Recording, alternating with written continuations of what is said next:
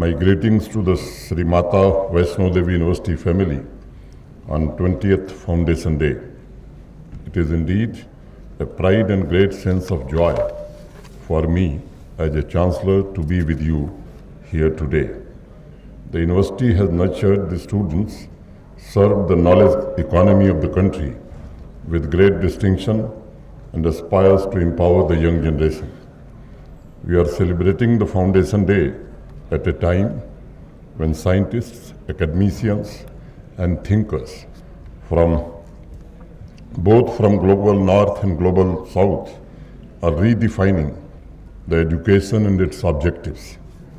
I have been following this development with great interest for last many years, but I have seen the debate getting intensified after the explosion of new technologies, which your Vice Chancellor referred to, like artificial intelligence, data analytics, IoT, which is changing the way we collect, process, and utilize the knowledge for a better world. Deliberations are also happening on what is professional worth of a university in the nation's growth. I see it is a good sign because it is high time we realize that institutions worldwide are aiming for global excellence and competitive advantage. The traditional learning process and education that we have known for many decades will no longer exist in the future. I would also like to say that in this churning and quest for transformation, we would also go back to from where it all had started, the basic definition and purpose of education. Sa vidya ya vimukta. Knowledge is that which liberates. World over, this is the only true and authentic definition of knowledge, and even institutions in the Western world are in the agreement that knowledge must help the students to attain the liberation. But there is one question, liberation from what? I believe the liberation in this context is not about shackles in physical sense, but from all the conditioning of classrooms, curriculum, and the fixed frame of learning. The liberation means to discover your true self, the individuality, the uniqueness within you. Today, there is enormous information and knowledge available on your fingertips. You just need to tap your smartphone. A student will get to know certain things faster than turning the pages.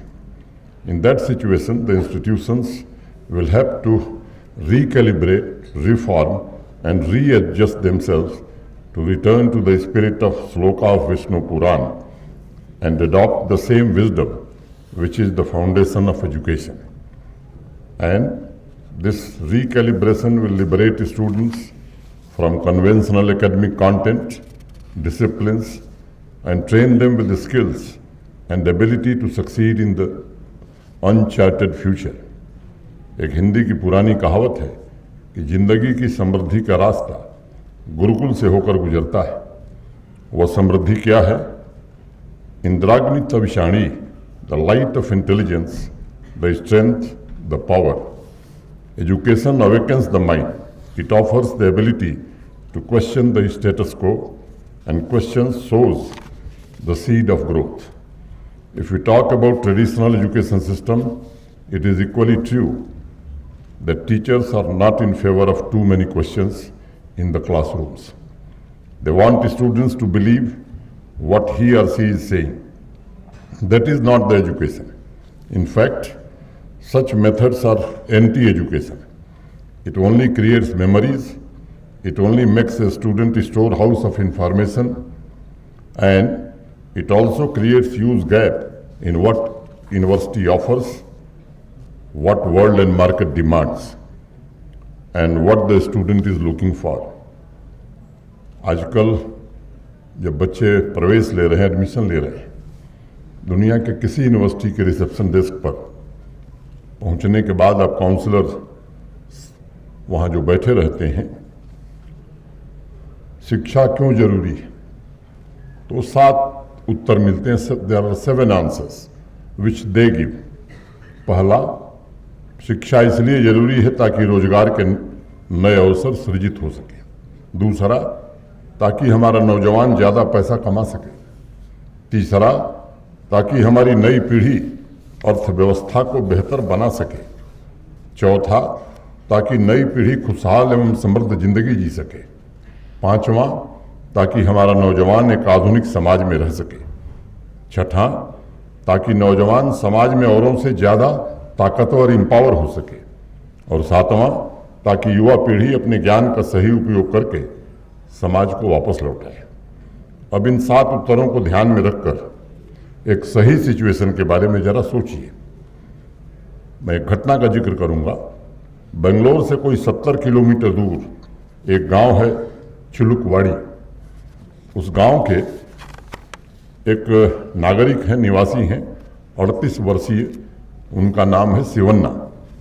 कभी college नहीं गए, दिव्यांग हैं, और शिवन्ना आजकल computer को कन्नड़ बोलना सिखा रहे हैं। शिवन्ना को चैट जीपीटी के बारे में कुछ पता नहीं है। शिवन्ना ने आर्टिफिशियल इंटेलिजेंस के बारे में सुना भी नहीं है। उनके पास सिर्फ एक मोबाइल फ़ोन है, 4G का कनेक्शन है, और वो एक डेटा कंपनी का ऐप इस्तेमाल करके शुद्ध कन्नड़ भाषा को रिकॉर्ड करते हैं और वॉइस डेटा उनके कंपनी के डेटा अकाउंट में चल जाता है। शाम को उनके बैंक अकाउंट में अच्छा पैसा आ जाता है। 3 से 4 घंटे मोबाइल फ़ोन में कन्नड़ शब्दों को बोलने के बाद उन्हें लगभग 2,500-3 हज़ार रुपये मिलते हैं। शिवन्ना को यह भी नहीं पता है कि वह आर्टिफिशियल इंटेलिजेंस के कटिंग एज टूल्स के लिए काम कर रहे हैं। आप जरा सोचिए, जो एक कैजुअल लेबर था, टेक्नोलॉजी ने कितना इंपावर कर दिया उस व्यक्ति को। वह मॉडर्न टेक्नोलॉजी के बिना किसी ट्रेनिंग के अपना योगदान दे रहे हैं। पहले शायद इसके लिए एजुकेशनल ट्रेनिंग की ज़रूरत होती, डिग्री मांगी जाती, और ख़ास तौर से सरकार में तो बिना उसके सुनवाई नहीं होती, और तब जाकर कंपटीशन से यह काम मिल पाता उन्हें। लेकिन टेक्नोलॉजी ने नए प्रकार की सोशल इक्वलिटी को देश में जन्म दिया है। अब अगर हम उन 7 उत्तरों को दोबारा देखेंगे तो लगेगा कि वाकई में जिस तेजी से ट्रांसफॉर्मेशन हो रहा है, जिस प्रकार इकॉनमी की डिमांड बदल रही है, और दुनिया के जिस तीसरे इकोनॉमिक पावर हाउस के लक्ष्य के साथ माननीय प्रधानमंत्री जी के नेतृत्व में हमारा देश आगे बढ़ रहा है, उसमें लॉन्ग रन के लिए 7 चीज़ें और जोड़नी पड़ेंगी। और मुझे अगर कोई कहेगा कि जोड़िए, तो मैं निम्नलिखित 7 चीज़ों को जोड़ूंगा। पहला, शिक्षा इसलिए जरूरी है ताकि हम अच्छे इंसानों का फ्लूइड और प्रोडक्टिव नेटवर्क तैयार कर सकें और टीम वर्क की तरह काम कर सकें। दूसरा, ताकि हम हर नौजवान को क्रिएटिव बना सकें। तीसरा, ताकि वह लाइफ लॉन्ग लर्निंग स्किल सीख सके। चौथा, ताकि नौजवान प्रॉब्लम सॉल्विंग स्किल सीख सके और भविष्य की चुनौतियों का सामना हिम्मत से कर सके।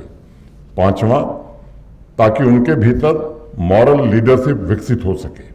छठवां, ताकि नौजवान पीढ़ी में क्रिटिकल लॉजिकल थिंकिंग, इमेजिनेशन विकसित हो सके। और सातवां, ताकि सिर्फ बाहरी ज्ञान ही नहीं बल्कि हमारी भीतर की आंखें, इनर आइज, हमारी पर्सनैलिटी डेवलपमेंट में सहायक हो सके। मैं समझता हूँ यह 7 उद्देश्य पहले के और उसके बाद ये 7 जो उद्देश्य हमने अभी बताया है, अगर इसका मिश्रण करके हम व्यक्तित्व का निर्माण करते हैं तो ये एक होलिस्टिक एजुकेशन की बात हो सकती है। और इस विश्वविद्यालय की स्थापना इसीलिए हुई थी। ये स्टूडेंट को मात्र वर्तमान में आवश्यक स्किल के लिए ही नहीं तैयार करेगी, बल्कि जीवन के नए रास्ते दिखाएगी, नई दिशा तय करने में मदद करेगी तथा नई समस्याओं के लिए नए उपाय, फ्यूचर स्किल सीखने और परिवर्तन के साथ स्वयं को एडजस्ट करने में भी मदद करेगी।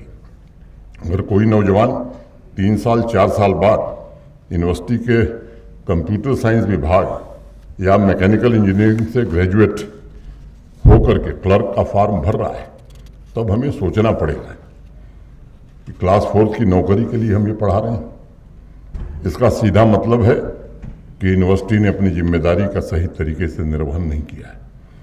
यूनिवर्सिटी को कई साल मिलते हैं कि वह बच्चे के, नौजवान के मन में एक नई चेतना, नई दिशा की खोज, नए इन्वेंशन की आग उसके भीतर जला सके। लेकिन अगर वह यूनिवर्सिटी सिर्फ डिग्री दे रही है तो वो गुरुकुल फिर नहीं है जिससे होकर जिंदगी की समृद्धि का रास्ता गुजरता है। थॉमस अल्वा एडिसन, आप में से अनेक लोगों ने नाम सुना होगा, कभी कॉलेज नहीं गए लेकिन उनके नाम से आज 1000 से ज़्यादा पेटेंट हैं। बेंजामिन फ्रैंकलिन 10 साल की उम्र के बाद कभी स्कूल नहीं गए। Walt Disney high school drop out. Wright Brothers, Michael Dell, Steve Jobs, ये सब कॉलेज ड्रॉप आउट थे। इनके पास कोई डिग्री नहीं थी लेकिन सृजनात्मक शक्ति थी, नई दिशा, नया इन्वेंट करने का जज्बा जो आज सभी यूनिवर्सिटीज़ को युवा पीढ़ी में ट्रांसफ़र करने की आवश्यकता है। और वास्तव में अगर आप पुरातन काल से देखें तो शिक्षा की अनेक परिभाषा है। अपने अपने ढंग से देश और दुनिया के विद्वानों ने उसकी परिभाषा बनाई है। मेरी बड़ी सीधी और सिंपल परिभाषा है कि है क्या शिक्षा? तो it's a journey of self, ये एक व्यक्तिगत यात्रा है। और उसके हम आगे अगर सोचते हैं तो it's journey of inner self. अगर विश्वविद्यालय विद्यार्थी की अंतर्ध्वनि की पहचान करा दे, मुझे लगता है कि ये विश्वविद्यालय का सबसे बड़ा काम है। हमने भी विज्ञान पढ़ा, गणित पढ़ी, इंजीनियरिंग पढ़ी, तो गणित पढ़ने वाले को अगर वो कोई बात कहता है तो उसे प्रमाणित करने के लिए उदाहरण भी देने होते हैं। अगर मैं 2 उदाहरण दूं तो पहला मैं गांधी जी का दूंगा। 8 साल के थे, स्कूल में पढ़ रहे थे, राजा सत्य हरिश्चंद्र नाटक देखने गए थे। नाटक से इतने प्रभावित हुए कि घर आए और शीशे के सामने खड़े होकर उसके डायलॉग्स को कई दिनों तक बोलते रहे। और तब 8 वर्ष का बालक प्रतिज्ञा करता है कि चाहे जितनी दुश्वारी आएंगी, जितनी कठिनाइयाँ आएंगी, सत्य से कभी विमुख नहीं होंगे। गांधी जी ने बड़े बड़े काम किए, आप सब जानते हैं, उसमें मैं समय नहीं बर्बाद कर रहा हूँ। आज़ादी से लेकर के अस्पृश्यता हटाना, क्या क्या नहीं किया उन्होंने, लेकिन सबके मूल में सत्य था। तो उन्होंने अंतर्ध्वनि पहचानी और उस पर जीवन भर अमिट रहे, चाहे जितनी तकलीफ उठानी पड़े। दूसरा नाम मैं लूंगा कबीरदास का। उन्होंने भी अपनी अंतर्ध्वनि पहचान ली कि हमारी अंतर्ध्वनि ईश्वर है। और आपको मालूम है कबीरदास अपना नाम लिखना नहीं जानते थे। 1000 से ज़्यादा PhD अभी तक कबीरदास पर हो चुकी है। तीसरा नाम मैं जोड़ देता हूं क्योंकि यहाँ विज्ञान और गणित पढ़ाई जाती है। रामानुजम का नाम आप में से अनेक लोगों ने सुना है। हाई स्कूल पास थे, इंटरमीडिएट पास नहीं किए और देश के सबसे बड़े गणितज्ञ बने। तो मुझे लगता है कि अब इस यूनिवर्सिटी को ये सोचना चाहिए कि इनर सेल्फ बच्चा हमारा पहचाने, और पहचानने के बाद क्या होगा, केवल पहचानने से तो काम होगा नहीं, तो फिर उसके लिए मेहनत करनी पड़ेगी। और गांधी जी एक बात कहते थे कि जो आप किताब में पढ़ते हो, ब्लैक बोर्ड पर पढ़ते हो, वो जरा अंदर कम जाता है। हाथों का प्रयोग जो करते हो वो जल्दी समझ में आता है। तो एक तो अंतर्ध्वनि पहचानना, उस रास्ते पर मेहनत से चलना, और फिर तीसरा हाथों का प्रयोग करना। अब दुनिया में जितने बड़े आविष्कार हुए, मैंने अभी नाम कुछ गिनाए हैं आपको, 1-2 और गिनाता हूँ। सर आइजैक न्यूटन बहुत पढ़े लिखे व्यक्ति नहीं थे, हाथों के प्रयोग में माहिर थे, और इसलिए थियरी ऑफ ग्रेविटी का आविष्कार वो कर सके। आइंस्टाइन द ग्रेट, वो फिजिक्स में PhD किए थे, लेकिन फिजिक्स में PhD किए थे इसलिए थियरी ऑफ रिलेटिविटी का आविष्कार नहीं हुआ। और थियरी ऑफ रिलेटिविटी मुझे लगता है कि जो लोग पढ़ा रहे हैं और पढ़ रहे हैं, बहुत कम लोग ठीक ढंग से समझ पाते हैं। तो फिजिक्स में PhD करने के बाद उनके पिताजी बहुत बीमार हो गए। वो एक इलेक्ट्रोमैग्नेटिक शॉप चलाते थे और उनको बैठना पड़ा उस इलेक्ट्रोमैग्नेटिक शॉप पर। और कभी आइंस्टाइन ने ये नहीं कहा कि साहब मैंने फिजिक्स में PhD की है मैं दुकान पर नहीं बैठूंगा। वहां बैठ करके हाथों का प्रयोग प्रारंभ किया और पूरी दुनिया को पहला ऑटोमेटिक कैमरा देने वाले का नाम आइंस्टाइन है, ऑटोमेटिक फ्रिज देने वाले व्यक्ति का नाम आइंस्टाइन है, और थियरी ऑफ रिलेटिविटी तो आप सब देख ही रहे हैं। अभी मैं लेटेस्ट एग्जाम्पल जिस कोरोना का भी जिक्र आपके कुलपति जी कर रहे थे, अगर जेनेटिक्स का आविष्कार न हुआ होता तो कोरोना की रफ्तार रुकने वाली नहीं थी।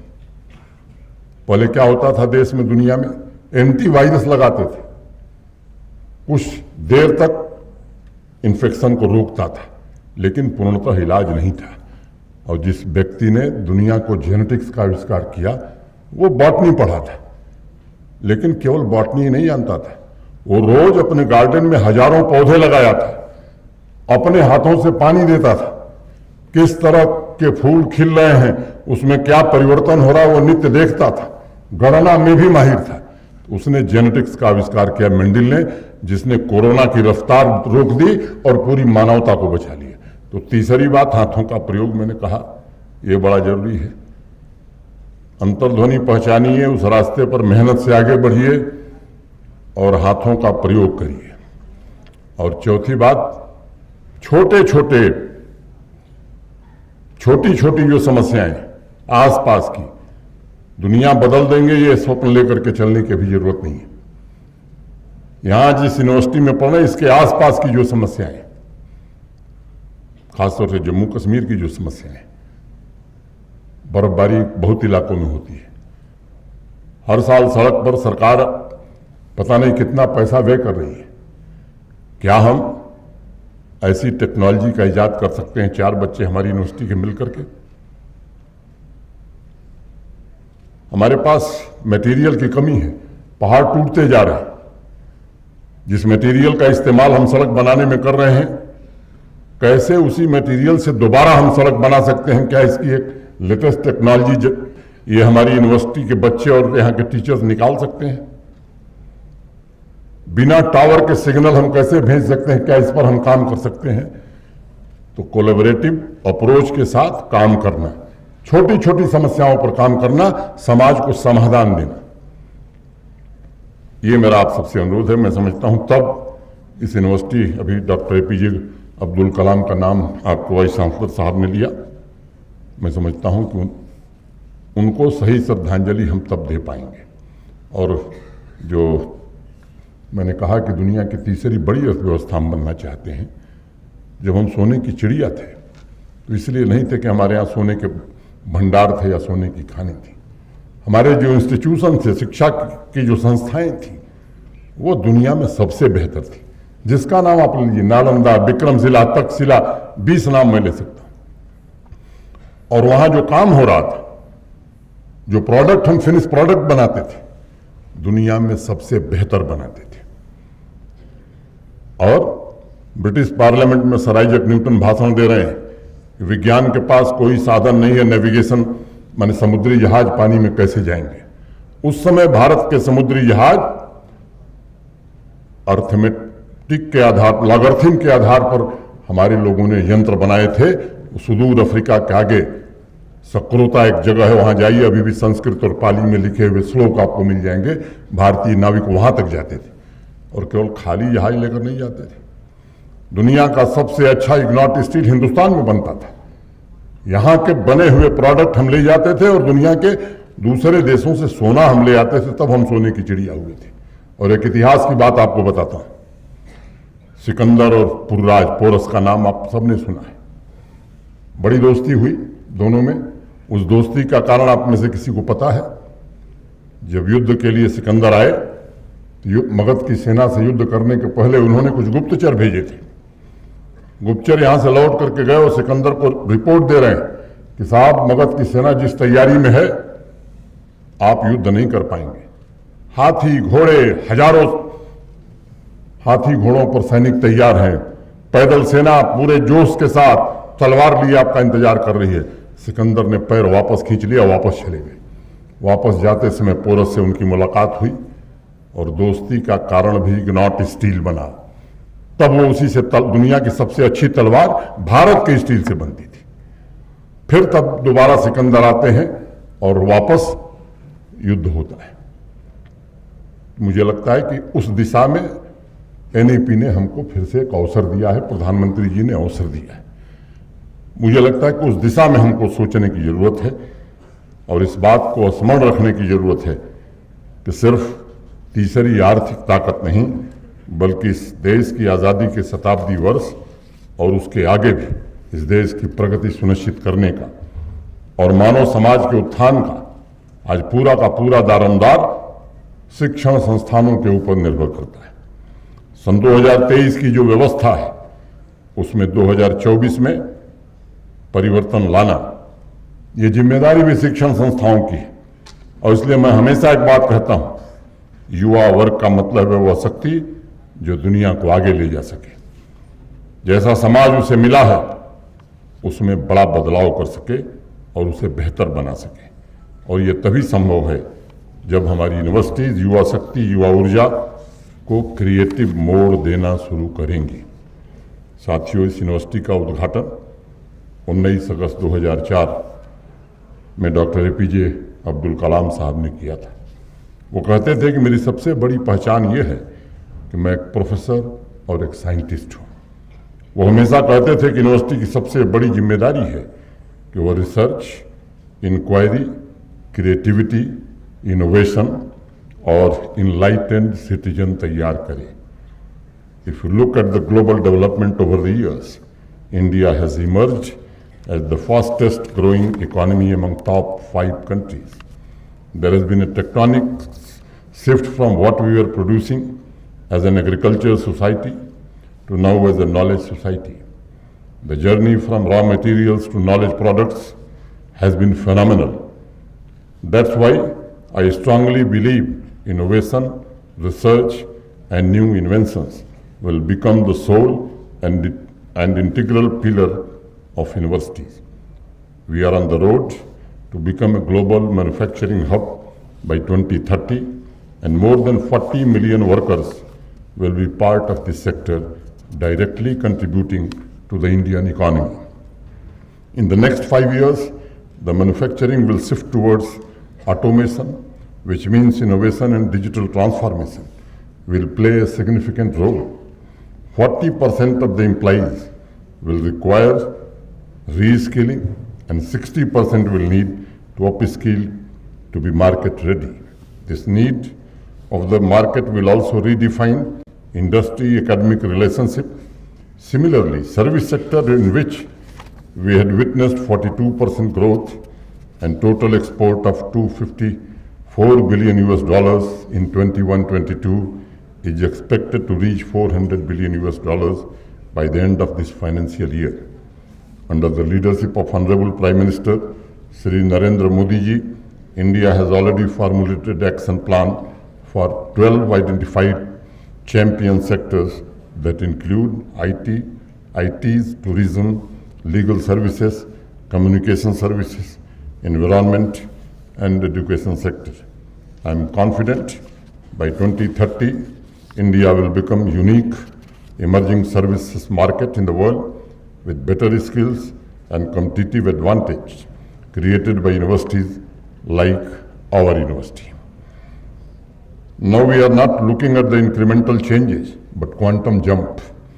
The vibrant demography, technology-driven system, and initiatives like Agni that will help commercialize the innovative technologies, we will be able to share the expertise and resource with the world. Today, we have won 15 unicorns with a cumulative valuation of over $350 billion. We are now aiming to go beyond the unicorn and gradually move to create decorns, with each one having valuation of more than $10 billion. Currently, we have 99,000 startups, and the funding in new startups has gone up by 15 times. We are living in the world of surprises, where the only constant in life is change. But the biggest challenge is to prepare students for the jobs that don't yet exist. We need to provide them with the skills that will remain relevant for the rest of their working lives. Education needs to provide them with life and career skills that will complement the growing pace of change. Today, algorithm is more powerful than any other technology that existed in the history of mankind. Big data and machine learning technology knows a student better than a teacher and even their parents. But at the same time, it has triggered a debate whether we need to have some control of our life and the future. In this context, NEP 2020 offers the key to unlock the vast potential of basic knowledge, applied skills, critical thinking, collaboration, leadership, creativity, innovation, lifelong learning, and career skills like flexibility, adaptability, and social and cross-cultural skills. Jammu University is taking a different approach to preparing students for future jobs through Design Your Degree program. Instead of trying to predict which jobs will change, the education should help the students take more ownership of their own career paths. The students should be empowered to make the changes they want in their careers, rather than waiting to react to changes imposed on them. साथियों, मैंने इसलिए आप सबसे कहा कि हमें अपने roots की तरफ जाना होगा। सा विद्या या विमुक्त है, यहीं से मैंने बात शुरू की थी। ये कोई साधारण श्लोक नहीं है, ये इंगित करता है critical thinking, problem solving, innovation, creativity skills, life and career skills. हमारे एजुकेशन का, हमारी सोसाइटी का पहले ये अहम हिस्सा हुआ करता था। हमारा समाज कल्पना उन्मुख समाज था, क्योंकि कल्पना से ही सृजन हो सकता है। नए के जन्म, नई खोज का अगर और कोई दूसरा उपाय नहीं है। चरक, सुश्रुत, वराह मिहिर, आर्यभट्ट, ब्रह्मगुप्त का सृजन कल्पना की जमीन से ही हुआ था। और हम एक विद्यार्थी को शिक्षा देते हैं तो सबसे बड़ी उम्मीद होती है कि वह कुछ न कुछ प्रोडक्टिव करे, कुछ नया सोचे, ताकि आने वाले कल में ऐसी चीज़ें पैदा हो सकें जो बीते कल में नहीं थी। कार्ल बेंज के दिमाग में जब मोटर कार बनाने का विचार आया तो डिजाइन एक पेपर पर उसने बनाया। पेपर तो खरीद लिया, डिजाइन भी बना लिया, लेकिन शाम को उसके पास खाने के पैसे नहीं थे। एक्सपेरिमेंट करना तो बहुत दूर की बात थी। जिनके पास गया पैसा मांगने, डिजाइन दिखाया, लोग साफ तौर पर मना करते थे और कहते थे ये कहाँ पागल आ गया मेरे पास।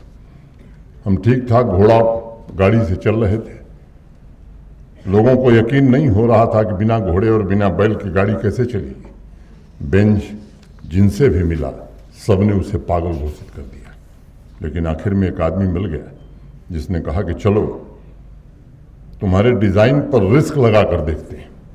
हालांकि उसने ये भी कहा ये काल्पनिक है, मैं जानता हूं कि सफल नहीं होगा, लेकिन लो तुम्हें मैं पैसा दे देता हूं। और उस पागलपन से बिना घोड़े और बैल की गाड़ी का जन्म हो गया दुनिया में। एक अध्ययन के मुताबिक दुनिया के 70% से ज़्यादा इन्वेंशंस नॉन प्रोफेशनल्स ने किए हैं। और यह तथ्य इस बात को साबित करता है कि कल्पना, सृजन की क्षमता और नए खोज सिर्फ क्लासरूम की चारदीवारी में नहीं होते। करिकुलम से आज तक कभी भी कल्पना का जन्म नहीं हुआ, वह तो सिर्फ बेसिक स्किल सीखने का माध्यम भर है। कल्पना का जन्म क्लासरूम के बाहर होता है। और आज मैं देख रहा हूँ कैंपस के बाहर नए खोज की भूख हमारे युवाओं में बढ़ती जा रही है। अनेक ऐसे नौजवान होनहार बच्चे, मैं रोज मिलता हूँ उनसे, जिनका मन नई दिशा की खोज में डूबा हुआ है। अगर हमारे विश्वविद्यालय, खासतौर से हमारा यह विश्वविद्यालय उन्हें प्रेरित करता है तो मैं समझता हूँ कि यहाँ टैलेंट की कोई कमी नहीं है। हमारे युवाओं में सामर्थ्य है, वो विकसित भारत में अपना योगदान देना चाहते हैं। और सभी टीचर से मैं निवेदन करूँगा कि इस अप्रोच के साथ हमारे युवाओं को बदलने में अपनी पूरी ऊर्जा लगाइए, तभी जय माता दी कहना सार्थक होगा और माता का आशीर्वाद भी हमें तभी मिलेगा। उन्हें भी स्टूडेंट्स के साथ सीखना होगा, खुद को भी, जिस तरह से टेक्नोलॉजी बदल रही है। अभी जो टेक्नोलॉजी रिलेवेंट है, कल वो रिलेवेंट रहेगी कि नहीं रहेगी, इस पर विश्वास करना बड़ा कठिन है। और उन्हें भी मैं टीचर से विशेष रूप से अनुरोध करना चाहता हूँ, माननीय वाइस चांसलर साहब से, उन्हें भी सीखना होगा, ताकि टीचर्स एवं स्टूडेंट्स की क्रिएटिविटी, उनकी मिलीजुली शक्ति नए जम्मू कश्मीर का और नए भारत का निर्माण करे। और जो सपना है हम सबका, विकसित भारत में इस विश्वविद्यालय के हमारे युवा विद्यार्थियों का भी योगदान किसी से कम न हो।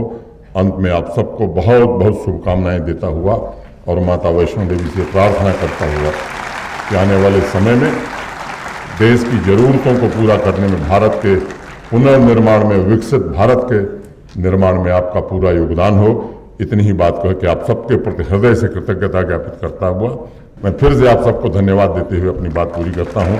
धन्यवाद। जय हिंद।